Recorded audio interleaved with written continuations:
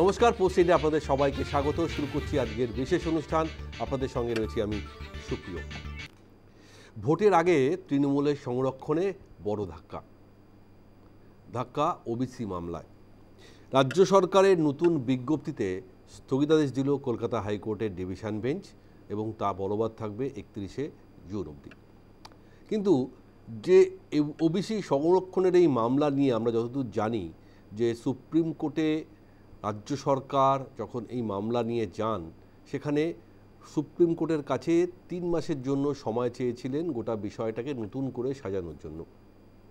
কিন্তু হঠাৎ করে আবার নতুন সম্প্রদায়কে অন্তর্ভুক্ত করে, অর্থাৎ প্রায় 140টি সম্প্রদায়কে অন্তর্ভুক্ত করে এই বিজ্ঞপ্তি হঠাৎ করেই প্রকাশ করে দেওয়া হয়।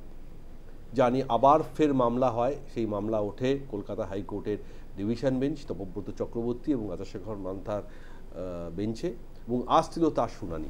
এবং সেই শুনানিতেই আজ ফের একবার যে বিষয়গুলো সামনে এসছে তাতে কিন্তু ডিভিশন বেঞ্চ বাধ্য হয়েছে এই 140 সম্প্রদায়কে নিয়ে যে নতুন বিজ্ঞপ্তি প্রকাশ করছে রাজ্য সরকার ওবিসিতে, তা আবার স্থগিতাদেশ দিয়েছেন এবং 31শে জুলাই পর্যন্ত সেটা বলবৎ রাখা হয়েছে। কিন্তু কেন বারবার এই ওবিসি সংরক্ষণ নিয়ে এত প্রশ্ন আসছে? যেটুকু আমরা জানি যে 1993 সালে তৈরি করা এই আইনে ওবিসিতে 66টি সম্প্রদায় ছিল। তারপরে 2012 সালে নতুন তৃণমূল সরকার আসার পরে সেটাকে সংরক্ষণ করার পর বা নতুন করে সংশোধন করার পর 66টা করা হয়, আর দুটো কমিয়ে দেওয়া হয়, 64টি করা হয়। কিন্তু তারপরে এই 140টি সম্প্রদায়কে নিয়ে, অর্থাৎ প্রায় 76টা নতুন সম্প্রদায়কে সেখানে অন্তর্ভুক্তি করা হয়েছে। আর এই 140টি সম্প্রদায়ের মধ্যে হিন্দু রয়েছেন 61টি সম্প্রদায়, আর 79টা রয়েছে সংখ্যালঘুদের সম্প্রদায়। এখানেই আসল প্রশ্ন, এবং বিরোধীরাও সে প্রশ্ন তুলছে, তাহলে কি সংখ্যালঘুদের কোথাও না কোথাও এই ওবিসি সংরক্ষণের অন্তর্ভুক্ত করানোর জন্যই এই বিজ্ঞপ্তি পাশ করা হয়েছে? যা নিয়ে রীতিমতন ফের রাজ্য রাজনীতি আবার উত্তাল। তাই শুরুতেই আজকে আমাদের এই নতুন প্রতিবেদন দিয়ে শুরু করবো আজকে এই অনুষ্ঠান। শুনব যে কেন আজ কলকাতা হাইকোর্টের ডিভিশন বেঞ্চ স্থগিতাদেশ দেওয়া হলো এই নতুন বিজ্ঞপ্তিতে।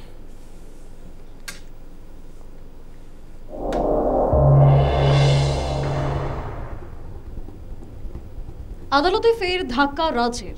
ওবিসি মামলার বিজ্ঞপ্তিতে স্থগিতাদেশ জারি করল হাইকোর্ট।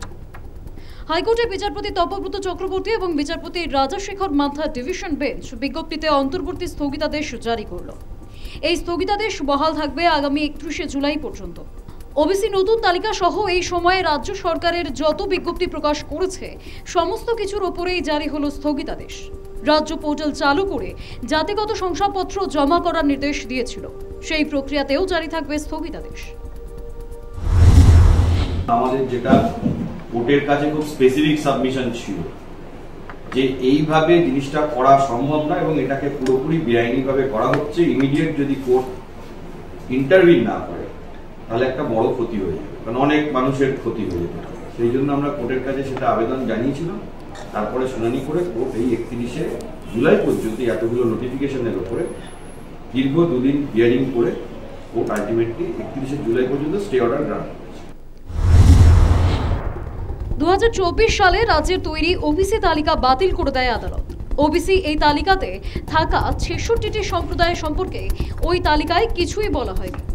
হাইকোর্টের রায়কে চ্যালেঞ্জ করে সুপ্রিম কোর্টে যায় রাজ্য। সুপ্রিম কোর্ট হাইকোর্টের রায়ে কোনো স্থগিতাদেশ দেয়নি। মামলাটি এখনও সুপ্রিম কোর্টে বিচারাধীন। নতুন তালিকা তৈরি করতে সুপ্রিম কোর্টে 3 মাস সময় চায় রাজ্য। তার মধ্যেই 66টি সম্প্রদায় থেকে 2টি সম্প্রদায়কে বাদ দিয়ে এবং নতুন করে 76টি সম্প্রদায়কে অন্তর্ভুক্ত করে 140টি সম্প্রদায়কে নিয়ে নতুন তালিকা তৈরি হয়। তার বিজ্ঞপ্তিও প্রকাশ হয়। নতুন তালিকাকে চ্যালেঞ্জ করে জনস্বার্থ মামলা দায়ের হয়। সেই মামলার শুনানিতেই রাজ্যের আইনজীবী বলেন, মামলাকারী কে, তার কি উদ্দেশ্য রয়েছে, তিনি আগে কেন পদক্ষেপ করেননি। বিচারপতি তপব্রত চক্রবর্তী প্রশ্ন করেন, আপনারা এখন কেন পদক্ষেপ করছেন? সুপ্রিম কোর্টে মামলা বিচারাধীন, কেন সুপ্রিম কোর্টের নির্দেশের জন্য অপেক্ষা করছেন না? আমরা 66টি সম্প্রদায়কে নিয়ে কিছু বলিনি, তাদের নিয়ে কাজ চালিয়ে যান। কেন্দ্রের আইনজীবী বলেন, ওবিসি নিয়ে 2টি সম্প্রদায়ের পরিবর্তন হয়েছে। ডেঞ্জারাস ডেমোগ্রাফিক এফেক্ট পড়বে তার ফলে। বিচারপতি রাজ্যকে প্রশ্ন করেন, বিধানসভায় পেশ করার আগে বিজ্ঞপ্তি প্রকাশ করে দিলেন। এর আগে সোমবারের শুনানিতে মামলাকারীর আইনজীবী জানিয়েছিলেন, সামাজিক, আর্থিক এবং পেশাগতভাবে সব জনগোষ্ঠীর মধ্যে সমীক্ষা হয়নি। জেলা ভিত্তিক কয়েকটি পরিবারের মধ্যে সমীক্ষা করা হয়েছে। দুদিনের শুনানির পর বিজ্ঞপ্তিতেও স্থগিতাদেশ দিল ডিভিশন বেঞ্চ। হাইকোর্ট আজকে স্টে লাগিয়েছে, আমি এটাকে ওয়েলকাম করছি এবং আমার যে এই উদ্দেশ্য বলা, আজকে কোর্ট যখন হিয়ারিং হয়, ফাইনাল হিয়ারিং ইন্টারিম অর্ডারের, তখন এজি মাননীয় কিশোর দত্ত হাউসে কোর্টে বলেছেন সকলের সামনে যে বিরোধী দল যখন বিধানসভায় মুখ্যমন্ত্রী ওবিসি কমিশনের রিপোর্ট পেশ করেছেন, আলোচনাতে কোনো আপত্তি করেনি। আমরা এটাকে সম্পূর্ণ মিথ্যা বলে বলছি, কারণ বিধানসভাতে মুখ্যমন্ত্রী গত 10 তারিখে কার্যত চোরের মতো লে করে দিয়ে চলে গেছেন বিধানসভা থেকে, কোনো ডিসকাশনের স্কোপ দেননি। আমরা সেদিনও প্রতিবাদ করেছি। এই যে রায়, যেটাকে স্থগিতাদেশ বলা হচ্ছে, এটা ইন্টারিম স্টে, অন্তর্বর্তী স্থগিতাদেশ, এবং এর পরিপ্রেক্ষিতে যে রাজ্য সরকার যে আইনি পদক্ষেপ নেবে সেগুলোর প্রস্তুতি এবং বিশ্লেষণ চলছে। বিজেপি এবং বিরোধী দলনেতা শুভেন্দু অধিকারী তারা হচ্ছে একেবারে অ্যান্টি ওবিসি, অর্থাৎ ওবিসিদের কল্যাণে, ওবিসিদের মঙ্গলে যে তারা নয়, এটা প্রথম দিন থেকে একদম পরিষ্কার। আরও এক মামলায় মুখ পুড়ল রাজ্যের। ওবিসি নিয়ে জটিলতার কারণেই এতদিন পর্যন্ত উচ্চ মাধ্যমিক পরীক্ষার্থীরা কলেজে ভর্তি হতে পারেননি। মঙ্গলবার ভর্তির পোর্টাল উদ্বোধন করেন শিক্ষামন্ত্রী ব্রাত্য বসু। হাইকোর্টের রায়ের প্রভাব কি পড়বে কলেজে ভর্তির প্রক্রিয়াতেও, চিন্তায় পড়ুয়ারা। News time.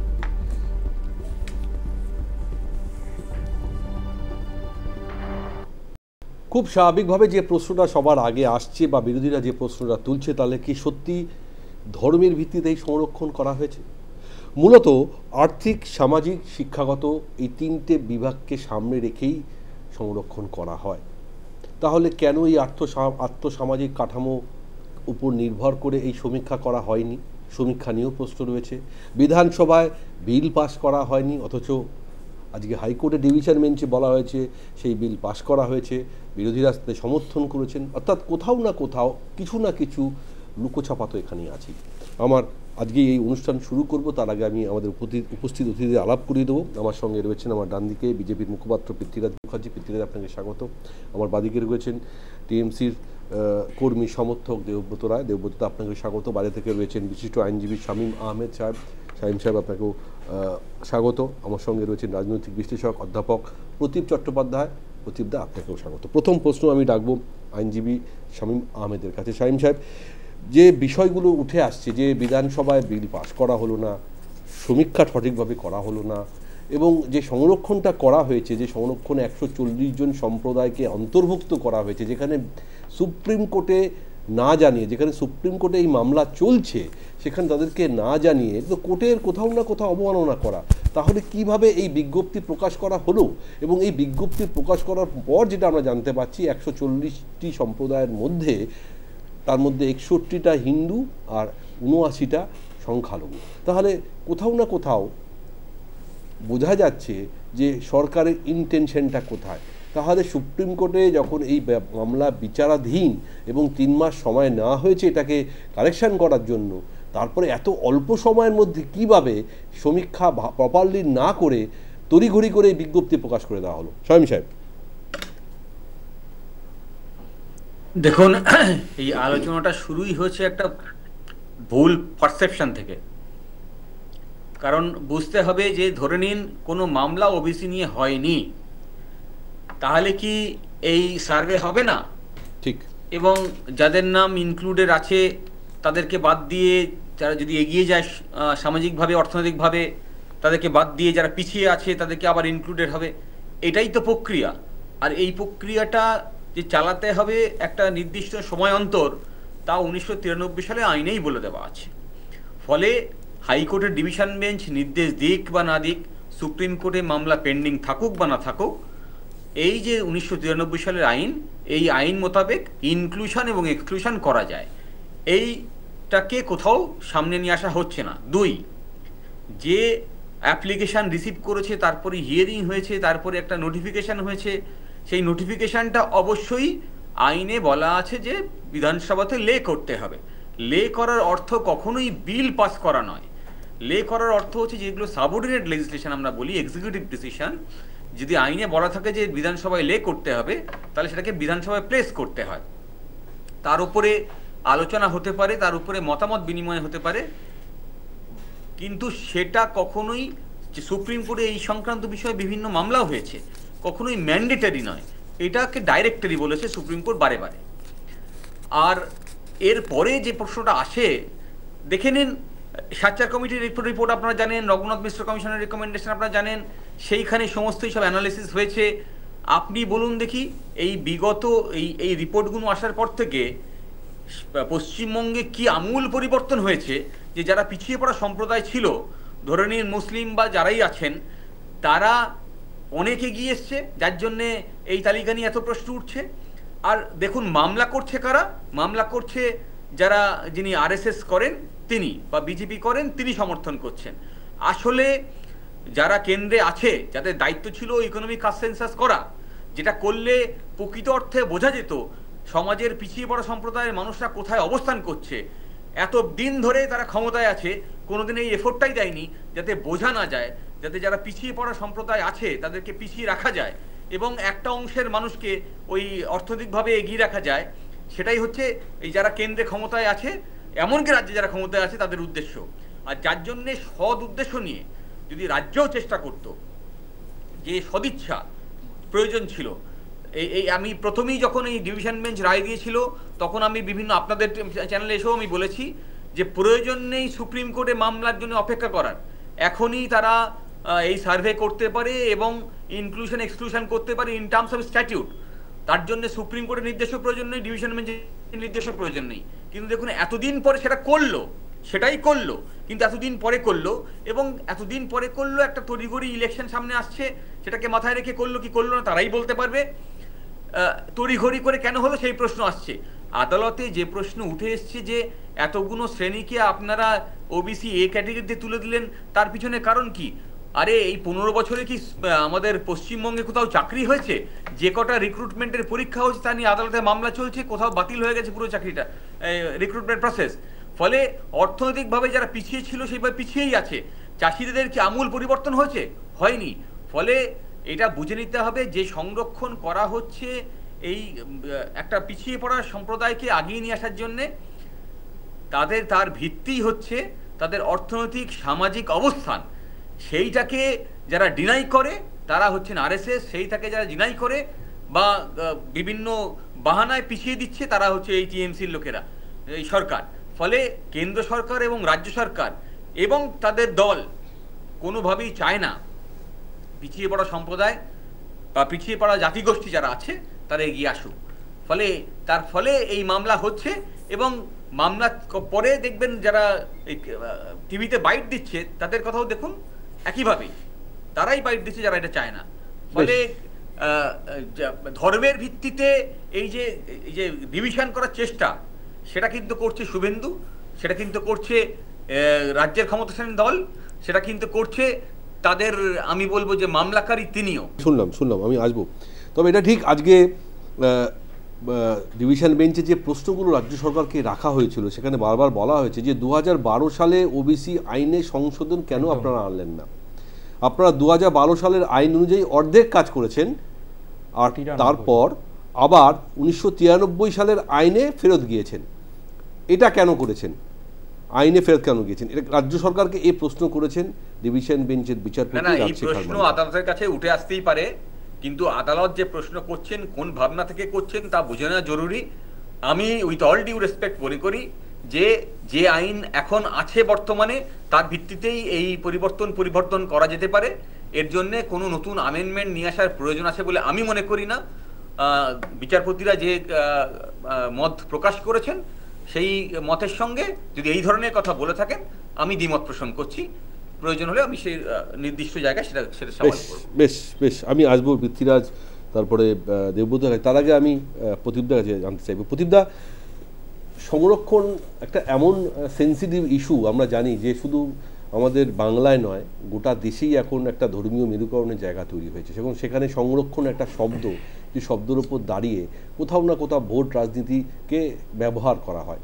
এবং আমি জানি বাংলায় এই মুহূর্তে যে পরিবেশ বা পরিস্থিতি তৈরি হয়েছে, কোথাও না কোথাও সনাতনী হিন্দু বা সংখ্যালঘু মন্দির মসজিদ যে বিষয়গুলো সামনে চলে আসছে, তার সঙ্গে সঙ্গে আজকে নতুন যে সাবজেক্ট আমাদের সঙ্গে ইনক্লুশন হলো সেটা হচ্ছে ওবিসি সংরক্ষণ।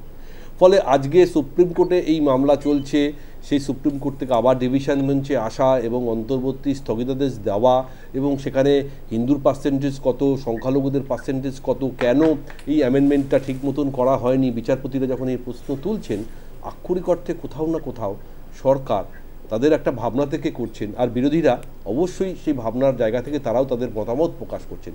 আলটিমেটলি আমরা এটা বলতে পারি যে সব কিছুর মূলে আমরা সেই ভোট রাজনীতির দিকেই এগোচ্ছি। প্রদীপদা। সুপ্রিয়দা, প্রথমেই বলি যে আজকে সম্পূর্ণ আলোচনাটার কেন্দ্রে থাকা উচিত তৃণমূল কংগ্রেস সরকার এবং তাদের ভূমিকা। এই তৃণমূল কংগ্রেস সরকারের একটা আমি পদ্ধতি দেখছি প্রশাসনিক, সেটা হচ্ছে যে কোনো জায়গায় যদি জট থাকে, সেটা আইনি জট থাকতে পারে বা প্রশাসনিক জট থাকতে পারে, সেটাকে না কাটিয়ে আরেকটা নতুন জট তৈরি করে। কারণ কি আজকে যখন কারণ কি প্রদীপদা?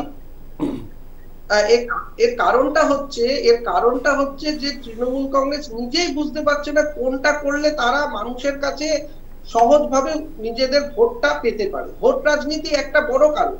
আরেকটা বড় কারণ হচ্ছে যে তাদের এতগুলো রাজনৈতিক সমীকরণকে মাথায় রাখতে হচ্ছে যে তারা বুঝতে পারছে না যে কতগুলোকে অন্তর্ভুক্ত করলে তারা নিশ্চিত হতে পারে যে এই আবহাওয়াতে সংখ্যালঘু সম্প্রদায়ের মানুষরা যখন চাকরি চলে যাচ্ছে, তখন সংখ্যালঘুদেরও চাকরি চলে যাচ্ছে। ফলে মানুষকে তো আবার বোঝাতে হবে যে আমি তাদের পাশে আছি। আমার কথা একটা খুব পরিষ্কার, যে একটা সরকার যখন চলছে এবং সেই সরকারের একটা পদক্ষেপ নিয়ে যখন আইনি জটিলতা তৈরি হয়েছে, তো সেই আইনি জটিলতাটাকে না কাটিয়ে আবার একটা বিজ্ঞপ্তি করে আইনি জটিলতা বাড়ানো, এবং এই আইনি জটিলতাটা এবারে চলতে থাকবে। আর পাশাপাশি রাজনীতিটা হচ্ছে যে আমি সংখ্যালঘুদের পাশে আছি, কিন্তু যারা বিরোধী রাজনীতি করছে তারা সংখ্যালঘুদের উন্নয়ন চায়। এখন কথা হচ্ছে পার্সেন্টেজটা যদি ঘুরে যেত, যদি এই ওবিসিতে যে এত নতুন অন্তর্ভুক্ত হয়েছে সেখানে যদি হিন্দু সম্প্রদায়ের লোকেরা বেশি থাকতো, মুসলিম সম্প্রদায়ের গোষ্ঠী কম থাকতো, তাহলে কি হতো? আমার মনে হয় যে তাহলেও যেটা হতো সেটা হচ্ছে তাহলেও কিন্তু আইনের অবমাননা বা কোর্টের অবমাননা করাই হতো। তার কারণ এটা এখন দরকার ছিল। আসলে ব্যাপারটা হচ্ছে যে প্রত্যেক জায়গায়, প্রশাসনের প্রত্যেকটা জায়গায় এত অসুবিধা রয়েছে, এত জট রয়েছে, এবং সামনে ভোট রয়েছে, কলেজের যেগুলো ভর্তির প্রক্রিয়া আটকে আছে, এবং বিভিন্ন জায়গায় নিয়োগ প্রক্রিয়া, আজকে বিভিন্ন কলেজ বিশ্ববিদ্যালয় বা বিভিন্ন জায়গায় নিয়োগ হতে পারছে না। ওবিসি এতে কতজন তাদের সার্টিফিকেট ঠিক থাকবে না থাকবে। তো ফলে আজকে এই যে সার্বিকভাবে একটা সাধারণ মানুষের কাছে রাজ্যের অবস্থাটা খুব দিশাহীন। মানে তারা বুঝতে পারছে সাধারণ মানুষ তো একটা রিসিভিং এ, সরকার কি করছে, মামলা কি হচ্ছে, তারা অতটা বোঝে না। তারা বুঝে যে আমি যাব চাকরি করতে, নিয়োগে আমি অ্যাপ্লাই করব, ওবিসি বি, ওবিসি এ যেই থাকি আমি সেটা করব। কিন্তু ওবিসি এ যদি চরচর করে বাড়তে থাকে, তাহলে আপনি বলুন যে আজকে ওবিসি এর মধ্যে প্রতিদ্বন্দ্বিতা লেগে যাবে, যে ওবিসি এতে কতগুলো আপনি একটা নিয়োগ যখন করবেন অ্যাডভার্টাইজমেন্ট, ওবিসি এতে কটা পোস্ট আপনি দিতে পারেন? 3টে। তাহলে আপনি এবারে 150টা সম্প্রদায়কে ওই 3টে পোস্টের মধ্যে প্রতিদ্বন্দ্বিতায় আনছেন। তারপরে কি হচ্ছে, সেখানে জেনারেল কাস্ট ক্যাটেগরি যারা, তারা বিক্ষুব্ধ হচ্ছে। এই যে বিক্ষোভ, এই যে মানুষের মনে অসন্তোষ, সেটা প্রতিফলন কোথায় হবে? ভোট বাক্সে। কিন্তু ভোট বাক্সে প্রতিফলনটা যাতে না হয় তার জন্য হচ্ছে মামলা, আবার মামলা, জট, আবার জট, পুরো গোটা বিষয়টা আটকে থাকুক। আমি আসবো প্রদীপদা আপনার কাছে আবার পরে। আমি দেবব্রতর কাছে জানতে পারি, দেবব্রতদা, সত্যি তো যে মামলা নিয়ে আপনারা ডিভিশন বেঞ্চ থেকে ইতিমধ্যেই সুপ্রিম কোর্টে গিয়েছেন এবং সুপ্রিম কোর্টে আপনারা সময় চেয়ে নিয়েছেন, তার মধ্যেই এই আপনারা এই টাইম পিরিয়ডের মধ্যে এত অল্প সময়ের মধ্যে সমীক্ষা আদৌ ঠিকমতো হয়েছে কিনা সেটা নিয়ে কোনো প্রশ্ন আছে, এবং বিধানসভায় সেই বিলটাকে ঠিকঠাক মতন লে করা হয়েছে কিনা সেটা নিয়ে প্রশ্ন আছে, এবং এতগুলো ক্যাটাগরিকে নতুন করে ঢুকিয়ে দেওয়া হলো এবং একটা তড়িঘড়ি করে 140টা সম্প্রদায়কে নিয়ে বিল বিজ্ঞপ্তি প্রকাশ করা হলো খুব স্বাভাবিকভাবে, যেটা প্রদীপদাও বলার চেষ্টা করলো। এখানে তো আইনি জট আপনারা নিজেরাই তৈরি করছেন। তাহলে আপনাদের যে সদিচ্ছা রয়েছেন যে আপনারা আদার ব্যাকওয়ার্ড ক্লাসদের জন্য কিছু করতে চান সংরক্ষণের মাধ্যমে, সেটা তো আলটিমেটলি সবটাই বীজবাউ জলে। তাহলে এই করার অর্থ কী? যেখানে বিচারপতিরা বারবার প্রশ্ন তুলছেন যে আপনারা 2012 আইনে কেন সংশোধনটা ভালো করে করলেন না, আপনারা তো সেই 93 সালে পৌঁছে গিয়েছেন। আমরা তো বলেছি আপনার 2012 যে সংশোধন আছে সেটাকে আপনারা অর্ধেক কাজ করেছেন। তাহলে আমার প্রশ্ন, কেন জেনে শুনে, আমি জানি না আপনাদের আইনি পরামর্শদাতারা কারা আছে যারা আদালতে গিয়ে এই ধরনের প্রশ্নবান নিয়ে সম্মুখীন হতে হয়, তাহলে তো সঠিক পরামর্শ দিলে এই ধরনের সমস্যা হতো না, আর বিরোধীরাও এই বিষয় নিয়ে আপনাদের দিকে নিশানা করতে পারতো না। দেবব্রতবাবু, দেখুন, মহামান্য তপব্রত চক্রবর্তী এবং রাজশেখর মান্তা যে অন্তর্বর্তীকালীন যে স্থগিতাদেশ দিয়েছে তার উপর কিছু বলার নেই। আইনের কাজ করেছে, সরকারও পরবর্তী প্রস্তুতি নিচ্ছে। কিন্তু এখানে দেখতে হবে, এই যে বারে বারে বলছেন না সুপারিশ, মণ্ডল কমিশনের সুপারিশ মেনেই তো করা হয়েছে, এটা তো কেউ অস্বীকারের জায়গা তো নেই। আর সামাজিক আর অর্থনৈতিক উন্নয়নের জায়গায় একটা উন্নতি করতে গেলে কারা চায় না সেটাও মানুষ দেখতে পাচ্ছে। আর এতে দেখুন, পিছিয়ে পড়া জাতিগোষ্ঠীকে সামনে কারা আনতে চাইছে না তারাও মানুষ দেখতে পাচ্ছে, আর ধর্মের ভিত্তিতে কারা ভাগ করতে চায় সেটাও মানুষ দেখতে পাচ্ছে।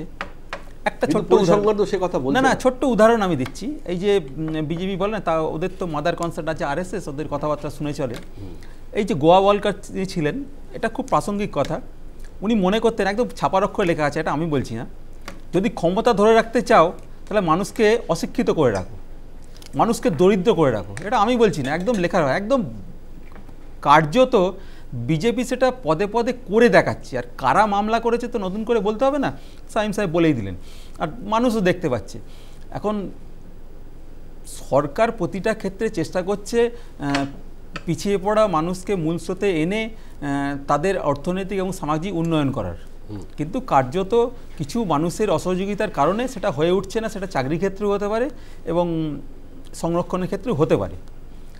সেটা আগামী দিনে পরবর্তী পদক্ষেপ নেওয়া হবে। আর যারা এগুলো করে বেড়াচ্ছে, যারা করার চেষ্টা করছে, তারা বিরোধী দল যে প্রশ্নগুলো রাখছে, এই যে ধর্মের ভিত্তিতে সত্যি কি সংরক্ষণ করা সম্ভব? পিছিয়ে পড়া মানুষদের জন্য সংরক্ষণ, কিন্তু সংরক্ষণটা আলটিমেটলি আমরা দেখতে পাচ্ছি ধর্মের ভিত্তিতে হয়ে যাচ্ছে। আদালতে বিজ্ঞাপনটা দেওয়া, আদালতে মামলা বিবেচনাধীন, সেটা সুপ্রিম কোর্টের কাছ থেকে সময় চেয়ে নেওয়া হয়েছে। সেক্ষেত্রে কি করে এই বিজ্ঞপ্তি প্রকাশ হলো, এই উত্তরটা তো দিতে হবে না। এরা চাইছে এই ভর্তিগুলো আটকে থাকুক, চাকরিতে একটা সমস্যা হোক, এগুলো এটা চাই।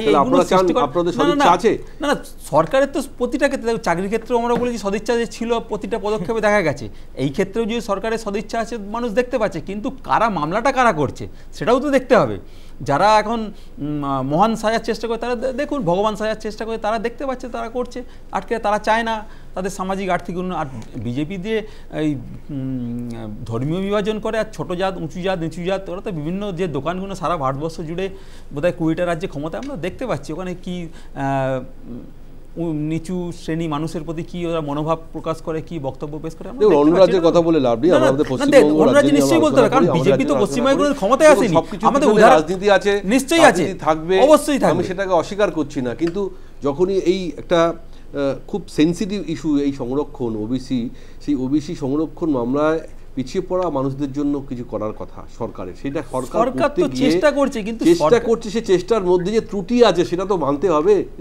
বললে তো হবে না, ত্রুটি আছে বলে তো আজকে আদালতে মামলাটা করাচ্ছে। ত্রুটি না থাকতো তাহলে করা হচ্ছে, মানুষ তো আপনার সামনে দেখতে পাচ্ছে, আপনাদের মিডিয়াতে দেখতে পাচ্ছে, মানুষ দেখছে, দেখে আগামী দিনে বোঝা যাবে। আগামী দিনে সামনে তো বিচারক, জনতা জনার্দন তো বিচারক রয়েছে, যে ধর্মের মানুষই হোক। কিন্তু যারা গণতন্ত্র বিশ্বাসী বা ভারতীয় সংবিধান অনুযায়ী সব নিয়ম কানুন আইন মেনে যেটা করা উচিত সেটাই তো করা উচিত। আমরা ফিরবো সম্মান জানাই। ছোট্ট একটা বিজ্ঞাপন বিরতি নেবো, তারপরে আমি পৃথ্বীরাজের উত্তর নেবো। ততক্ষণ আমাদের সঙ্গে থাকবে। ফিরে এলাম বিজ্ঞাপন বিরতির পর। আমরা সরাসরি প্রশ্ন রাখবো পৃথ্বীরাজের কাছে। পৃথ্বীরাজ, খুব স্বাভাবিকভাবেই সংরক্ষণ ইস্যুতে বিরোধিতা ছিল, এই বিরোধিতা আজও আমরা দেখেছি বিরোধী দলনেতা শুভেন্দু অধিকারীও সেই বিরোধিতা আজকে দেখিয়েছেন এবং বিধানসভায় কেন সেটা ঠিকঠাক মতন প্রস্তাব আকারে পেশ হয়নি, বিল পাস হয়নি, সে প্রশ্নও তিনি রেখেছেন। কিন্তু পাশাপাশি এটাও ঠিক যে এই সংরক্ষণের বিরোধিতা করা মানে পিছিয়ে পড়া মানুষদের বিরোধিতা করা। সেখানে ধর্মীয় ভিত্তিতে হচ্ছে না, কেউ কটা হিন্দু আছে, কটা মুসলিম সম্প্রদায় আছে, সেই অনুযায়ী বিচার করতে গেলে কিন্তু সেটা হয় না। কারণ প্রত্যেকটা সম্প্রদায়, পিছিয়ে পড়া সম্প্রদায়ের জন্যই আজকে এই সংবিধানে তৈরি করা হয়েছিল এই সংরক্ষণ। কিন্তু আজকে আমরা দেখছি যেভাবে, আমি বলছি আইনের বাইরে গিয়ে বলছি, ভোট রাজনীতির বাইরে গিয়ে বলছি, কোথাও মনে হয় না যে অবভিয়াসলি এই বিষয়টা যদি খুব স্পষ্টভাবে সরকারের সঙ্গে বিরোধী দলগুলো আলোচনা হতো এবং সেখানে আদান প্রদান হতো মতামত, তাহলে এই ধরনের সমস্যা হতো না। যে আইন আছে সে আইন তো থাকবেই, সেইখানে অন্তর্ভুক্তি হতে পারে, আবার সেখান থেকে কেটে বাদও দেওয়া হতে পারে। ফলে এখন এখানে যদি ধর্মীয় মেরুকরণ নিয়ে আমরা আলোচনা করি, তাহলে আমার মনে হয় আসল যে উদ্দেশ্য, পারপাস, সেটা কোথাও না কোথাও কিন্তু ধাক্কা খাবে। পৃথ্বীরাজ, দেখো সুপ্রিয়দা, আমি প্রথমেই আমাদের আইনজীবী অমলচন্দ্র দাস এবং আমাদের আরেক সহকারী আইনজীবী পুরবিধি দুজনকেই ধন্যবাদ জ্ঞাপন করব। তার কারণ তারা যে দীর্ঘদিন লড়াই করে আজকে এই যারা হিন্দু ওবিসি সম্প্রদায় যারা দীর্ঘদিন ধরে বঞ্চিত হচ্ছে তাদের স্বার্থে গিয়ে যে স্টে অর্ডার আজকে হাইকোর্টের থেকে নিয়ে এসছে, তার জন্য আমি তাদের একদম ধন্যবাদ জানাবো। এবার আমি মূল বক্তব্যে আসি। তোমার কথাগুলো আমি এতক্ষণ শুনছিলাম এবং সহকারী সকল প্যানেলিস্টের কথা আমি শুনলাম। একটু আগে একজন আইনজীবী ছিল, এখন তাকে আমি আর দেখতে পাচ্ছি না। সে যে কথাগুলো বললো, আমি তার কাছে একটা প্রশ্ন রাখবো এবং আপনাদের সকলের কাছে একটা প্রশ্ন রাখবো। 2024 সালের মে মাসে এই তপব্রত চক্রবর্তী এবং রাজাশেখর মান্থার বেঞ্চ সরাসরি বলছে যে সমস্ত সম্প্রদায়গুলিকে এই ওবিসির রিজার্ভেশনে ইনক্লুড করা হয়েছে, অন্তর্ভুক্ত করা হয়েছে, সেগুলো সমস্তটা ধর্মীয় মানদণ্ডের ভিত্তিতে করা হয়েছে, যা দিনের শেষে সংবিধান সম্মত নয়। এই অবজারভেশন দিয়েছিল তপব্রত চক্রবর্তী এবং রাজাশেখর মান্থার বেঞ্চ, যেখান থেকে 12 লক্ষ ওবিসি সার্টিফিকেটকে ক্যান্সেল করা হয়েছে। এবার তুমি আজকের মূল বিষয়টা এসো। তার মানে এটা কোর্টের অর্ডার, কোর্টের সিদ্ধান্তে এইগুলো হয়েছে। এবার আজকে যে স্টে অর্ডার এসছে, এখানে খুব পরিষ্কারভাবে বলা হয়েছিল, মহামান্য কলকাতা হাইকোর্ট বলেছিল রাজ্য সরকারকে যে 2012 সালের পরবর্তী যে ওবিসি আইন ছিল, সেই ওবিসি আইন মেনে তারা নিজেদের অফিসিয়াল গেজেট নোটিফিকেশন জারি করুক। এবং সেটা খুব স্পেসিফিক্যালি বলা হয়েছিল যে বিধানসভায় বিল এনে নতুন আইন প্রণয়ন করে কিংবা সংশোধনীর মাধ্যমে আলোচনার ভিত্তিতে যাতে এই বিজ্ঞপ্তি পাস হয়। কিন্তু কি সুচারুভাবে আজকে দেখলাম অ্যাডভোকেট জেনারেল কিশোর দত্ত কি ভাবে মিথ্যাচার করলো আজকে মহামান্য কলকাতা হাইকোর্টে দাঁড়িয়ে। সেখানে নাকি বলা হলো যে সেখানে নাকি বিরোধীদের কোনো সমস্যা নেই, বিরোধীরা নাকি সেটাকে সমর্থন করেছে। সরাসরি বিরোধী দলনেতা শুভেন্দু অধিকারী আজ সংবাদ মাধ্যমের সামনে দাঁড়িয়ে এই তৃণমূলী মিথ্যাচারকে সামনে নিয়ে এসছে। দেখুন, আমাদের কথা হচ্ছে আমাদের কোনো সংখ্যালঘুকে নিয়ে আপত্তি নেই, কারণ সংখ্যালঘুকে নিয়ে যদি আপত্তি থাকতো তাহলে ওবিসি বি যেখানে 66টা সম্প্রদায় আছে তাদের মধ্যে কিন্তু 20% মুসলমান রয়েছে, সেই 20% সংখ্যালঘুকে তাহলে বাদ দেওয়ার কথা বলতো কিন্তু বিরোধী দলনেতা। তার কথা কিন্তু বিরোধী দলনেতা বলছেন না। বিরোধী দলনেতা এবং সমস্ত বিরোধীরা একটাই প্রশ্ন তুলছে, এই যে বিজেপি আরএসএস এই যে একটু আগে গোলওয়ালকারজির নামে যেভাবে মিথ্যাচার করলো দেবুদা, আমি বলছি ওনার বিরুদ্ধে 24 ঘন্টার মধ্যে মামলা হওয়া উচিত, ওনার বিরুদ্ধে 24 ঘন্টার মধ্যে মামলা হওয়া উচিত এবং এই মিথ্যাচারকে সরাসরি কোর্টের সামনে প্রমাণ করা উচিত যে এটা বলেছে। কি থেকে বলছে আমরা জানি না সেটা। এবার কথায় আসুন। এবার হচ্ছে যে সমস্ত কথাগুলো এখন বলা হচ্ছে সেটা হচ্ছে এই যে ওবিসি বি এবং ওবিসি এ, ওবিসি এর মধ্যে যে 90% মুসলমান সম্প্রদায়কে ইনক্লুড করা হয়েছে সেটা তো অ্যাপিজমেন্ট পলিটিক্স হয়েছে এখানে। তার কারণ এখানে হিন্দুদের বঞ্চিত করা হয়েছে। মমতা বন্দ্যোপাধ্যায় নিজের ভোট রাজনীতির স্বার্থে এখানে হিন্দুদের বঞ্চিত করেছে। এই আওয়াজ তুলেছে বিরোধী দল যে আমাদের কোর্টের সিদ্ধান্ত মেনে কোর্ট যেভাবে বলেছে, কোর্ট সরাসরি বলেছে, এটা কিন্তু কোনো বিরোধী দলের কথা নয়, কোর্ট বলেছে 12 সালের পরবর্তী যে আইন হয়েছে তার ভিত্তিতে বিজ্ঞপ্তি করতে হবে, 93 সালের যে আইন তার ভিত্তিতে নয়। কিন্তু আমরা দেখতে পেলাম সেখানে অর্ধেক 12 সালের পরে এবং বাদবাকিটা পুরোটাই সেখানে আটকায়ওনি, বলেওছে যে আমরা 2012 অবধি আমরা ধরে নিচ্ছি। একদম একদম, আমি তো ওইটাই তোমায় বলছি।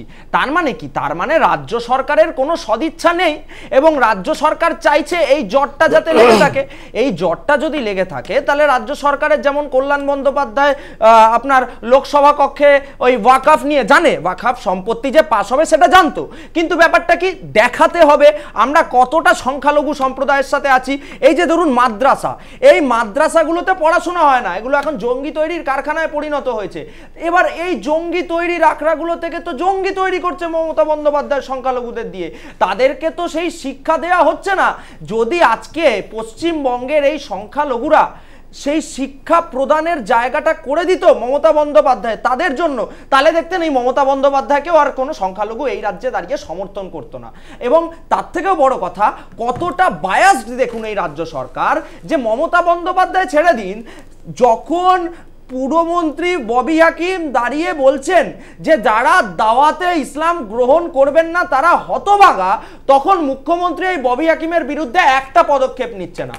যখন জামাত নেতা সিদ্দিকুল্লাহ চৌধুরী, প্রথম কথা সে জামাত নেতা, তাকে বিধানসভায় পাঠিয়েছে, ঠিক ওই ইমরানের মতো যে নিষিদ্ধ সংগঠনের ব্যক্তিটিকে রাজ্যসভায় পাঠিয়েছিলেন মমতা বন্দ্যোপাধ্যায়, যখন জামাত নেতা বলছে প্রথমে ব্লকে ব্লকে আমাদের এই অ্যাজিটেশন হবে, পরবর্তীকালে কলকাতার রাজপথ আমরা দখল করব, এবং সাথে সাথে যখন তিনি বলছেন যে ধর্মতলা, দক্ষিণ কলকাতা এগুলো সমস্তটা ওয়াকফ সম্পত্তি, তখন কিন্তু মমতা বন্দ্যোপাধ্যায় মানে কত পার্সেন্ট হিন্দু, মানে আসল হিন্দু না বিশ্ববিদ্যালয় শুভেন্দু অধিকারীর মতো জালি হিন্দু সেটা জানি না, শুভেন্দু অধিকারী এখানে দাঁড়িয়ে সরাসরি হিন্দুদের অপমান করে, সেখানে বলে উত্তরপ্রদেশের হিন্দুরা আসল হিন্দু আর এখানকার হিন্দুরা জালি হিন্দু, সেখানে এদের এই মন্তব্য মনে হয় এখানে বসে সেখানে জাতিগত অপমান করে এই জোট লাগিয়ে দিনের পর দিন হিন্দু অবিচিদের বেশ আমি আসবো, আমি দেবদত্ত আমাকে একটা জিনিস বলুন, হিন্দু বিরোধী সরকার এটা কি সত্যি সে সংখ্যালঘু তোষণ করে তৃণমূল পিতৃরাজের কথা সেটাই বারবার প্রমাণ হচ্ছে, সত্যি কি তাই না সরকার কোনো সম্প্রদায় বা কোনো ধর্মের ভিত্তিতে এই ধরনের ভাগ করে না? কি বলবেন? ঈদের মঞ্চে দাঁড়িয়ে কোনদিন বলতে পারে হিন্দু কোথা থেকে আসে? ক্লাবগুলোকে লক্ষাধিক টাকা দেয়, তখন এরাই বিরোধিতা করে, তখন কোন ধর্ম তোষণ করে মমতা ব্যানার্জি, যখন এরা বিরোধিতা করে ওই টাকাটা দিয়ে দিয়ে প্রাপকদের দিতেন না, জগন্নাথ মন্দির ওই টাকাটা দিয়ে প্রাপকদের দিতেন না, আবার জগন্নাথ মন্দির উত্তর দিতে হবে, কালচারাল সেন্টার সেখানে এই দেখুন 204 কোটি টাকার দুর্নীতি রয়েছে, এত বড় বড় কথা বলছেন কেন? সরকারি খাতায় কি মেনশন করেছে? জগন্নাথ ধাম কোথায় লেখা আছে? কোথায় লেখা আছে জগন্নাথ ধাম? আপনি দেখান এই সংবাদ মাধ্যমের পর্দার সামনে প্রমাণ করুন জগন্নাথ ধাম। আমি এই সংবাদ মাধ্যম ছেড়ে বেরিয়ে যাব, এই চেয়ার ছেড়ে বেরিয়ে যাব। বলতে কি জুতো এরা ছুঁড়ে মারলো, তারপর কি করলো? অ্যাপোলজি চাইলো, আবার চলে গেলেন, ইস্যু থেকে সরে গেলেন, ইস্যু থেকে সরে গেলেন শিক্ষামন্ত্রী। আরে দাঁড়ান না, আরে ছাড়ুন না, আরে অনুব্রত আচ্ছা আলটিমেটলি আচ্ছা দেবদত্ত আচ্ছা বেশ বেশ বেশ বেশ বেশ বেশ আজকে দেবদত্ত আজকে কলকাতা হাইকোর্ট যে ইন্টারিম স্থগিতাদেশ দিয়েছে তাতে আলটিমেটলি লাভটা কার হলো বলুন তো? লাভটা কার হলো? তার মানে কোথাও না কোথাও তো একটা সমস্যা আছে, আইনের বিরুদ্ধচারণ করা হয়েছে, নিয়মের বিরুদ্ধচারণ করা হয়েছে, তো সেটা একটা সরকার কেন করছে, জেনে বুঝে করছে না সত্যি জট তৈরি করার জন্য করছে, না শুধুমাত্র দেখানো যে আমরা সংখ্যালঘুদের পাশে আছি, সে কারণে ঘুরে ফিরে আপনাদের বলা হয় সংখ্যালঘু তোষণ? আমি এটাই জানতে চাইছি। জট তারাই তৈরি করছে, দেখুন যারা যেসব বিচারপতিরা তার চেয়ারে থাকাকালীন বিজেপির সাথে যোগাযোগ থাকতো, পরবর্তীকালে বিজেপির কোন বিচারপতি চেয়ারে থাকাকালীন তারা কোন বিচারপতি নিজের মুখে স্বীকার করেছে এবং পরে তারা বিজেপির বড় বড় পদে সাংসদ তারা হয়েছে, তারা নিজের জায়গা পেয়েছে। ওই অভিজিৎ গঙ্গোপাধ্যায় বেঞ্চে ওবিসি নিয়েছিল, সেরকম দেখা যাচ্ছে ওবিসি মামলা ছিল অভিজিৎ গঙ্গোপাধ্যায়ের বেঞ্চে, মহামান্য আদালত এগুলো কি বলছে আমরা সম্মান না অভিজিৎ গঙ্গোপাধ্যায় টেনে আনে, শিক্ষক নিয়োগ দুর্নীতি টেনে আনা হচ্ছে আমার মনে হয়। শিক্ষা দুর্নীতির সাথে এর কি তুলনা রয়েছে? এই টপিকে থাকুন না দাদা, মানে সে তো রাজাশেখর মান্তা, সে তো রাজাশেখর,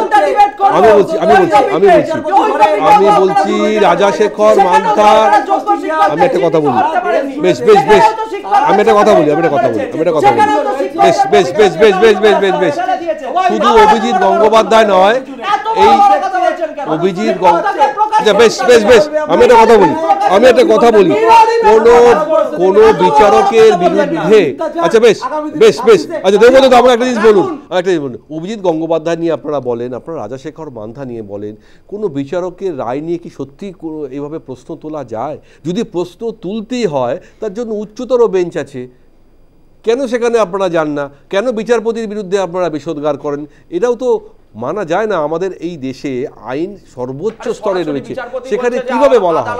রাজশেখর মান্থায় কোনো অর্ডার দিলে সেটা সবসময় বলেন তার বিরুদ্ধে, অভিজিৎ গঙ্গোপাধ্যায় দিলে সেটা বলা হবে তিনি বিজেপিতে গেছেন বলে। আমি এটা বুঝতে পারছি না, এটা কোথাও না কোথাও এটা অসম্মান করা, আইনকে অসম্মান করা, বিচারপতিদের অসম্মান করা।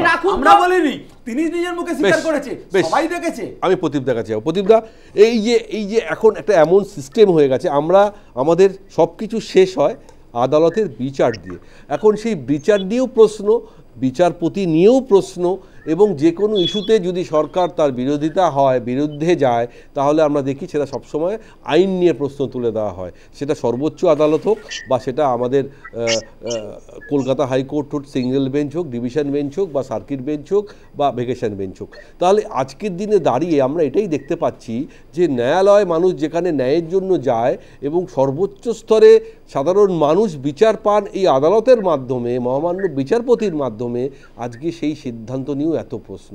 সত্যি আজকে আমরা কোথায় দাঁড়িয়ে আছি, কোন দেশে দাঁড়িয়ে আছি, কোন রাজ্যে দাঁড়িয়ে আছি, কি বলবেন প্রদীপদা?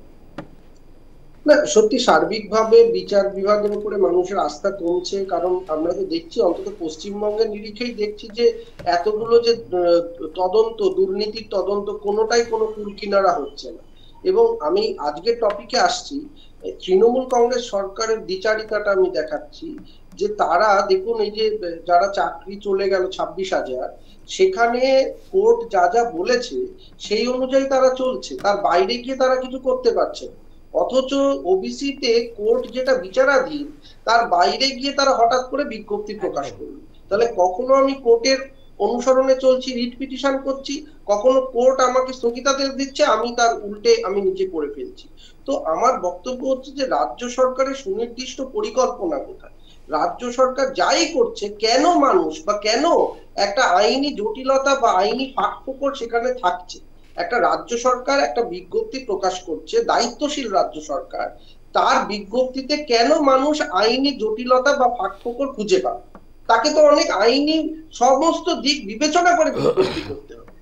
সেই জায়গাটা, সেই হোমওয়ার্কটা কোথাও মনে হচ্ছে এতদিন ধরে যখন হচ্ছে, আমার মনে হচ্ছে ইচ্ছে করেই এই হোমওয়ার্কটা করা হয়। এই হোমওয়ার্কটা করলে আমার মনে হয় যে এই ধরনের বিজ্ঞপ্তিগুলো হঠাৎ করে প্রকাশ হবে না।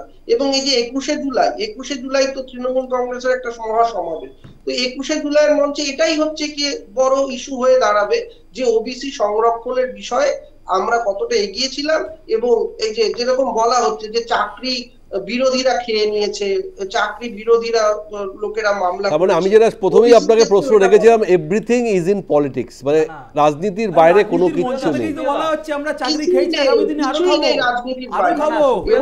এই ভগবান, তথাকথিত ভগবান অভিজিৎ গঙ্গোপাধ্যায় রাজনীতির মঞ্চ থেকে বলছেন। দেবুদা এক মিনিট বিষয়টা হচ্ছে, শেষ করে নি, বলুন প্রতীক বাবু বলুন। আমার একটা কথা হচ্ছে যে আজকে এমনিতেই সংরক্ষণের বিষয়টা অনেক জটিল হয়ে গেছে, কারণ ইকোনমিক উইক সেকশন চলে এসছে, ওবিসি এ বি তো ছিলই, তো ফলে এই জায়গায় এখন ওবিসি এ এবং ওবিসি বি, এই যে জায়গাটা আছে, কারা এখানে অন্তর্ভুক্ত হবে, কারা এটার থেকে বাদ যাবে, এটার একটা বড় মাপকাঠি হতে পারে সেন্সাস, যেটা 2027 নাগাদ আমাদের দেশে আবার হবে 11 পর। ফলে এই জায়গাটা একটা গাফিলতি আছে। এখন আমার আরেকটাও একটা বড় চিন্তার বিষয় যে যখন আমার বিরোধী, দেখুন আমি সংসদীয় রাজনীতিতে বিরোধী দল তারা কিন্তু অত্যন্ত দায়িত্বশীল একটা জায়গায় থাকে। তো আজকে যখন বলা হচ্ছে যে এই 140 জনের যে অন্তর্ভুক্ত হয়েছে নতুন ওবিসি যে তালিকা রাজ্য সরকার দিল, কোর্ট তো প্রশ্ন তুলেছে, বিরোধী দলের কাছে কি একদম নির্দিষ্ট সার্ভে বেসড এরকম কিছু আছে যে এই কজন হচ্ছে গিয়ে ওবিসি এর তালিকায় আসতে পারে সংবিধান অনুসারে? সেখানে হিন্দু মুসলিম যাই হোক না কেন, মানে এই কতগুলো সম্প্রদায়, সেটা 100 হতে পারে, 150 হতে পারে, কি 90টা হতে পারে, এরকম কি লিস্ট আছে নাকি তারা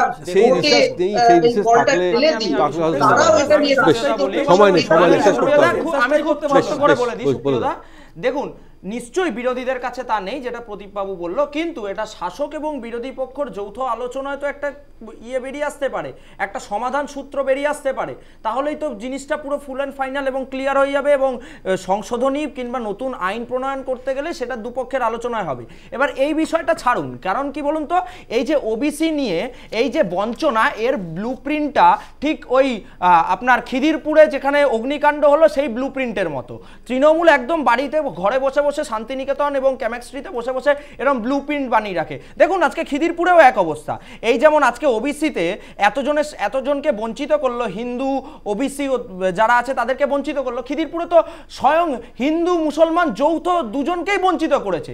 মমতা বন্দ্যোপাধ্যায় যে ভাষায় সেখানে ক্ষতিপূরণের কথা, যে ভাষায় ক্ষতিপূরণের কথা বললো, এবং যেভাবে মমতা বন্দ্যোপাধ্যায়কে প্রশ্ন করায় স্থানীয় ব্যবসায়ীকে মমতা বন্দ্যোপাধ্যায় হুমকি দিচ্ছে, এ ভাই তুমি কে, এ ভাই তুমি কে, এই যে এরকম করে যেভাবে হুমকি দিচ্ছে, সেখান থেকে তো পরিষ্কার মমতা বন্দ্যোপাধ্যায় কার্যত এই পশ্চিমবঙ্গটাকে একদম ধ্বংসস্তূপের মধ্যে ঠেলে দিচ্ছে।